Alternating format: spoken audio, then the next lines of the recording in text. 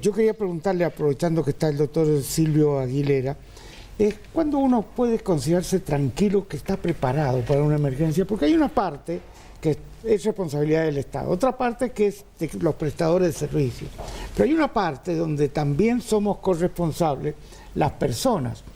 Supongamos, nadie está preparado para actuar en el caso de que una ACV, de un infarto. ¿Dónde tengo mi carnet? ¿A dónde tienen que llevarme? ¿Quién tiene que hacer? ¿Cuál es la persona dentro de mi casa que va a manejar esto? Estos son problemas también reales. Sí, la emergencia médica, buenas noches, gracias por invitarme, muy generoso. La emergencia médica es como cualquier otra especialidad médica, está inserto dentro de un contexto y dentro de un programa de salud. Entonces, y sabemos que la salud en Argentina, el sistema de salud es un sistema fragmentado, está el sistema público, el subsistema de obras sociales y el subsistema de la medicina privada. Entonces, la emergencia sí, pero también es el mismo problema que pueden tener si yo tengo un tumor en el cerebro, estoy preparado y cómo y a dónde concurro. Desde el punto de vista de la medicina como cuidado, como organización, estamos los servicios de emergencias hospitalarios y prehospitalarios. El hospitalario uno decide por cercanía, por confianza, por comodidad o porque su cobertura le dice que puede acceder a ese lugar. Cuando tiene una dolencia accede a ese hospital, público o privado. Y por otro lado existe la medicina prehospitalaria, que en Argentina se ha desarrollado, en Latinoamérica es la que más se ha desarrollado desde los años fines de 70, 80 más o menos. Y hoy es un aparato muy importante en donde vamos a la casa del paciente. Esto no es en toda Latinoamérica, cuando uno lo ve no es Latinoamérica. Y vamos por una gripe, por un infarto, por un desmayo, un paro cardíaco. Hay muchas sociedades europeas en Estados Unidos y Norteamérica donde se va solamente por la emergencia. Si uno llama y dice tengo una gripe, bueno, vaya al centro de salud. Entonces, el tema sería, a lo que vos planteás, ¿qué tenemos que estar preparados para qué? Y acá hay dos cosas. Una, lo que vos decías, lo que es primeros auxilios, es decir, hago un curso de primeros auxilios, porque si yo me corto con un cuchillo accidentalmente o con un vidrio y empiezo a sangrar, ¿qué hago? No tengo tiempo, digamos, alguien me tiene que ayudar. Entonces hay que tener un curso de primeros auxilios para reconocer y poder actuar. Y lo otro es saber cómo reconocer las dolencias emergentes más importantes. Y mencionaba, en general, en el mundo occidental, las dos que llamamos pandemias más importantes son las enfermedades cardiovasculares y el trauma, ¿no? Sí.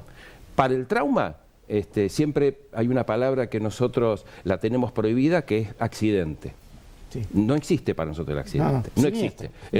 Claro, hay que decir, no fue un accidente, Iba a 100 km por hora y crucé en rojo y choqué. No fue un accidente. ¿Cómo no fue un accidente? Entonces, de las otras especialidades que vos hablabas, lo que te preguntaba Juan Carlos, porque en esta influyen dos cosas, el tiempo y los nervios. Seguro. Decir, uno se prepara para ir al médico para una consulta de otro tipo, pero en esto no se prepara. Entonces, si uno no sabe bien dónde está el carnet de la obra social, buscarlo en ese momento es complicado. Si no sabe a quién llamar de servicio de emergencia es complicado. Te doy un dato. Acá hay un número que debe estar en todo el país, que es el 107. El 107. Llamas al 107 y en una computadora dice si vos perteneces a una obra social o no. Si está en la vía pública o no. Y en esa prepaga, a lo mejor, que uno está pagando permanentemente, no tiene ambulancia. Y entonces el servicio público no tiene la obligación de irte a buscar con una ambulancia. ¿Qué es lo que hago? Bueno, pero ahí pero volvemos, Juan Carlos, al inicio, a lo que yo te decía, de la segmentación y de la fragmentación del sistema de salud. Claro. Entonces, el sistema prehospitalario tendría que ser un sistema único.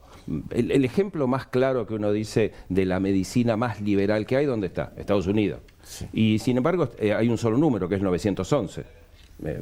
Hay muchos sistemas de salud que son seguros de salud, pero vos tenés que llamar al 911. Y el 911 después te mandará a alguno de estos sistemas privados. No está el SAME. En medio de los nervios, vos no sabés qué hacer. Y que me mandan a otro lado, yo lo insulto de arriba abajo. No queda otra alternativa. Y esto pasa. Pasa. Entonces no estamos preparados para esto. Como Yo recuerdo cuando era estudiante, hace muchísimos años, me hicieron aprender de memoria los ríos de la Mesopotamia. Todavía puedo hablar del Éufrates, del Tigris, de todos esos ríos. Pero no nos dieron un curso de primeros auxilios. Ni nos enseñaron a nadar en vez de tanta gimnasia que nos hacían saltar cajones. Pero yo creo que ahí, Juan Carlos, ¿no? Cuando empezamos, vos decías del Estado, creo que hay un rol en la salud muy importante del Estado.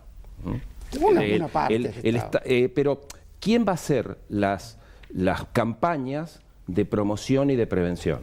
Queremos hacer una prevención por el accidente cerebrovascular. El accidente cerebrovascular y el infarto del corazón son las dos cosas parecidas. Se nos tapa una arteria, en una del cerebro y otra en el corazón. Hoy la mayoría de la gente sabe que si tiene un poco de dolor de pecho puede ser un infarto. Pero la mayoría de la gente no sabe que si un brazo se le cae un poquito o tiene un poquito de dificultad, puede ser un accidente cerebrovascular. Y en los dos casos tenemos unas pocas horas para actuar. Entonces, ¿quién es el encargado? ¿Es la obra social, lo vos decía, de los docentes que le comunique a su gente cómo se previene un accidente cerebrovascular? ¿O la obra social del que sea? ¿O es el Estado que de alguna manera tiene que hacer campañas Mario, pero informando? Silvio, hemos vivido cerca con una compañera de mi mujer, tiene un problema de dolor de pecho. Con estas consultas médicas, y te dicen, debe ser la hernia de hiatos. No, era un accidente cerebrovascular, no sé cómo la saca. Estas son las cosas que no se pueden manejar. Otra cuestión también. No es espontáneo. Si uno va a autorizar una ecografía en la obra social por una cuestión preventiva para ver cómo está y si tenés algo poder hacerlo, no te la autorizan. Tenés que ponerle que tenés una enfermedad. Cuando uno dice, tendría que ser al revés. Traten de cubrirnos cuando estoy sano para que no tenga una enfermedad. Hoy cuando hablaba el senador y hablaban de política, digamos, la salud es una cuestión de política, no es una cuestión privada de cada uno, el que puede y el que no. Y creo que es uno de los puntos que decía el senador, donde hay que hacer consenso, es en la salud. ¿Qué sistema de salud queremos? Nosotros gastamos el 10% del PBI en salud, el 12, más que, o el 12, más que el resto de Latinoamérica, nos supera a Estados Unidos, Norteamérica, ¿no? Y entonces, y logramos una salud con equidad, con acceso a todo el mundo, no. ¿Y por qué gastamos tanto? Bueno, pues esto es un tema de Estado. Esto no significa que la salud sea estatal. La articulación médico-privada. Algo no funciona. Totalmente algo no funciona. Cuando alguien viene y me dice que ha comprado un medicamento en España y le ha costado sin obra social más barato que yo, que tengo una prepaga que me cuesta muchísimo pagarla, digo, algo no funciona en la Argentina. Y cerramos los ojos ante eso. Bueno, esto es una realidad. Totalmente. Ahora, estamos preparados, Juan Carlos, para un cambio, y senador, para un cambio de estructura, esta estructura que decíamos, estos tres sistemas que conviven. ¿Estamos preparados para hacer un cambio y decir, vamos a ver qué es lo mejor para todos? No es lógico que una persona jubilada de más de 70 años le den un turno para hacerse una tomografía dentro de un mes y medio a las 4 de la mañana. Y esto está pasando en San Juan. Están saturados todos por las prácticas médicas que piden los médicos. Ya no hay ojo clínico. Y no por falta de resonador, porque hay mucho. Hay mucho.